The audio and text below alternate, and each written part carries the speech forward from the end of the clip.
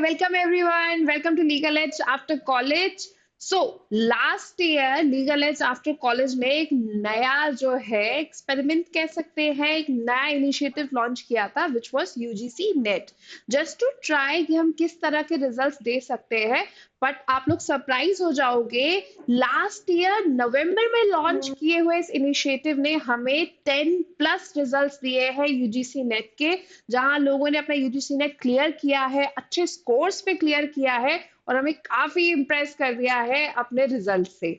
ऐसा ही एक रिजल्ट आज डिस्कस करने के लिए, आपसे अपना एक्सपीरियंस शेयर करने के लिए हमारे बीच है अलंकृता।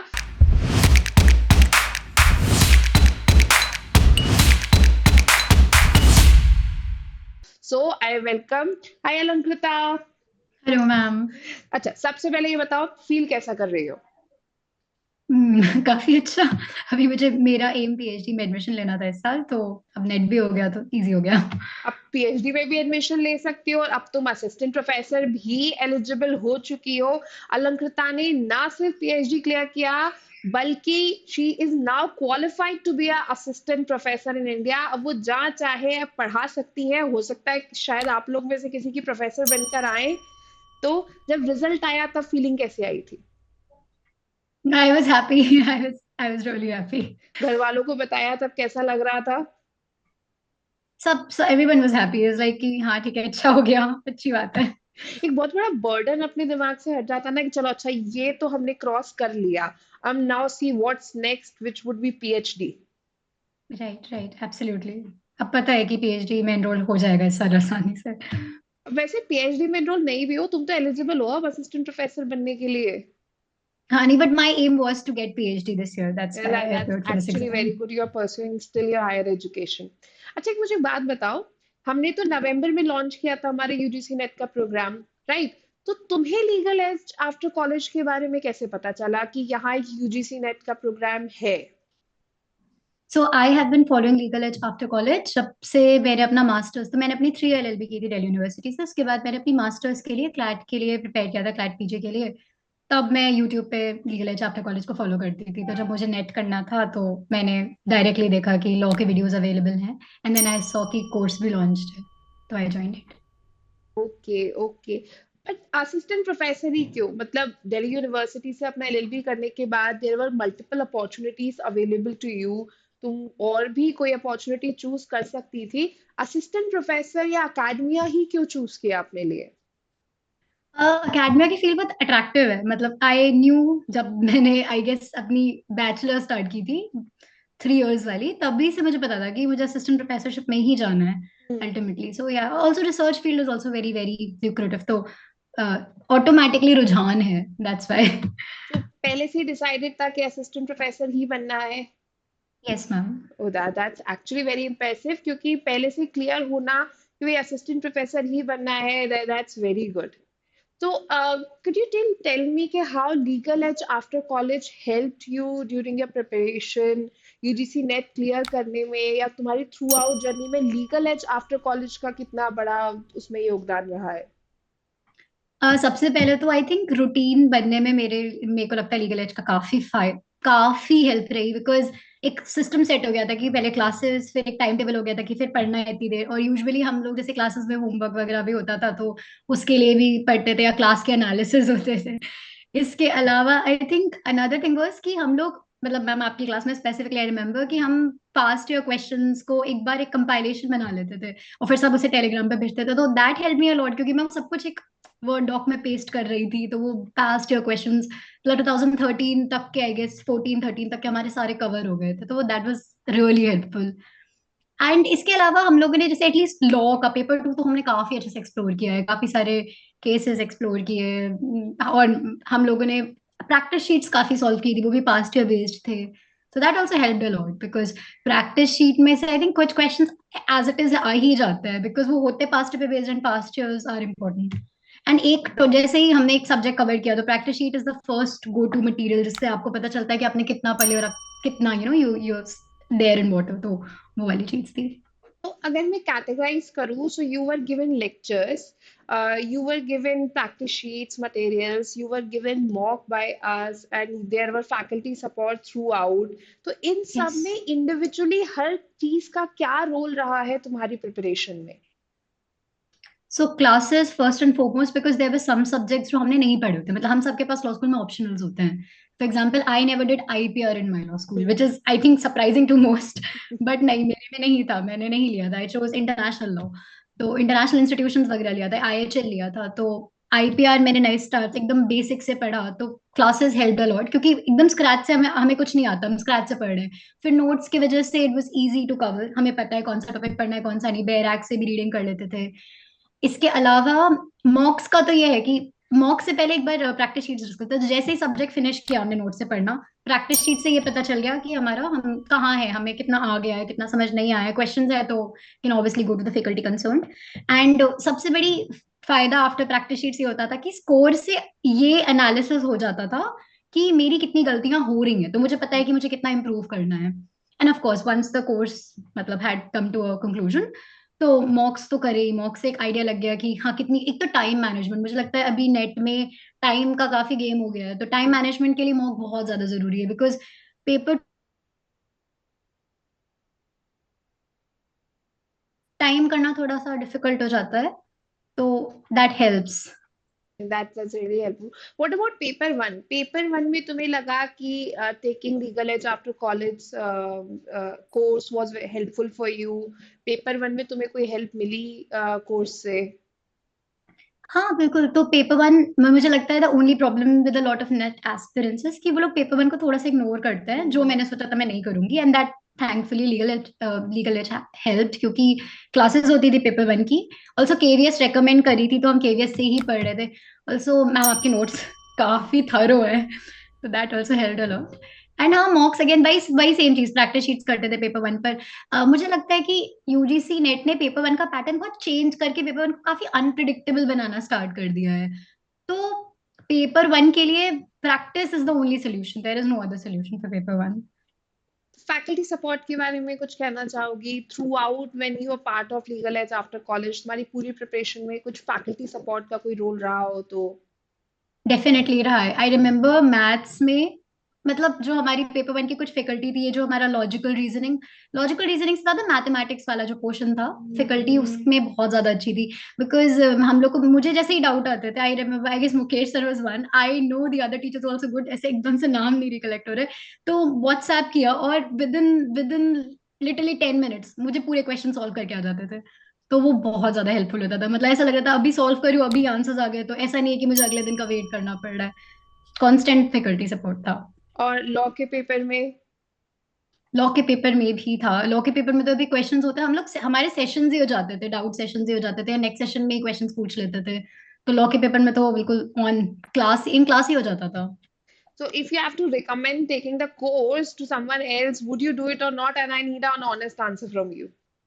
आई would recommend legal edge, definitely legal as after college, because I think सबसे सबसे कंसिस्टेंसी बन जाए तो फिर तो पेपर हो जाता है। शायद net is not may be that difficult of an examination, तो ठीक अभी है। अभी क्लियर हो गया है ना, तो बोला aside, it's not difficult to give examination.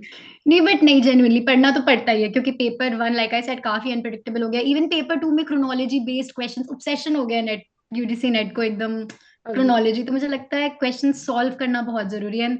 मुझे एक और वो याद है कि हमारा टेलीग्राम ग्रुप पे मैसेज आया था, हमें पूरा रटवाया था कि कौन से जूरिस्ट कौन से ईयर में बॉर्न हुआ है, कौन सी बुक कब आई है। ये टाइप के क्वेश्चंस काफी हेल्प करता है, तो definitely I would definitely recommend Legal as after college. That's very good.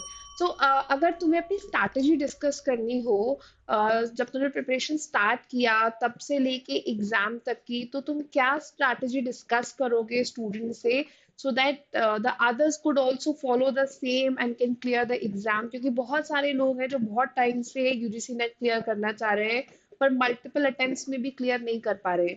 तो किस तरह की स्ट्रैटेजी तुम रिकमेंड करोगी स्टूडेंट्स के लिए? Ma'am I think let's start with paper one. तो सबसे पहले पेपर वन के लिए let's stick to KVS, because मैंने और भी एक दो बुक्स देखी, बट क्या होता है ना, जैसे क्वेश्चंस अगर देखे तो टॉपिक्स बहुत specific, for example higher education, अब टॉपिक स्पेसिफिकली वो गिवन ही केवीएस में और वो कहीं गिवन ही नहीं है। तो एक चीज है कि पेपर वन के लिए केवीएस से ही पढ़े, कोई शॉर्ट नोट्स मिल जाए तो दैट्स वेरी गुड, जैसे आपके नोट्स थे हमारे पास, बट अदरवाइज केवीएस से स्टिक करें। एंड पेपर वन के पास्ट ईयर्स बहुत ज्यादा सॉल्व करने की जरूरत है। ऑल्सो पेपर वन में एक चीज है कि लास्ट 2-3 ईयर्स का पैटर्न रिपीट होता है, 10 ईयर्स का नहीं होता। तो 10 ईयर्स पहले बहुत इजी क्वेश्चन आते थे, अब क्या हो रहा है, जैसे पीपल डेवलपमेंट एंड एनवायरमेंट है, तो question air pollution, micro organisms, water pollution, noise pollution से काफी आ रहे हैं इस टाइप से। तो क्वेश्चंस कैसे आ रहे हैं पास्ट ईयर 2-3 साल के ट्रेंड में, वही रिपीट होता है स्पेसिफिकली। तो पेपर वन में फॉर एग्जाम्पल अब डीआई है, तो डीआई तो श्योर शॉर्ट है, थोड़ा मिसिंग वैल्यूज अब आने लगी हैं, बट श्योर शॉर्ट है कि डीआई तो वैसा ही आएगा। हम्म। मैथ्स में भी again they can just ask you anything, जो भी टॉपिक्स गिवन है, लेकिन जैसे अब लॉजिकल है, तो अब लॉजिकल रीजनिंग में क्वेश्चंस आजकल बहुत ज्यादा इंडिया लॉजिक्स आने लगे हैं। हम्म। लॉजिकल रीजनिंग में ये इक्विवेलेंस के क्वेश्चंस, क्यूनेस, रिसर्च एप्टीट्यूड वगैरह से भी बहुत ज्यादा उस टाइप के क्वेश्चंस आने लगे हैं, जहाँ पे थोड़ा सा न्यूमेरिकल क्वेश्चंस नहीं है, बट थोड़ा सा अंडरस्टैंडिंग बेस्ड क्वेश्चंस हैं, बिकॉज अब नेट ये देखना चाह रहा है कि हम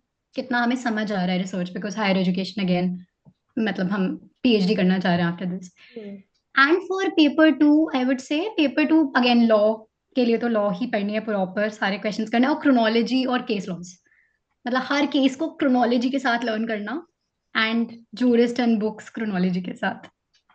कई बार ना स्टूडेंट्स ये डिफिकल्टी फेस करते हैं कि 10 यूनिट्स है, 10 यूनिट्स में भी ऐसा नहीं है कि सिर्फ 10 यूनिट्स है। कमर्शियल लॉज में चले जाओगे तो उसके अंदर सब टॉपिक्स आ जाते हैं, टॉर्ट्स में भी आपके सब सब्जेक्ट्स आ जाते हैं, आपके आईपीआर एंड आईटी दो सब्जेक्ट्स हो जाते हैं। तो इतना सारा क्रोनोलॉजिकली याद रख पाना, केसेस, ईयर्स, कन्वेंशंस, वो बहुत डिफिकल्ट हो गया है।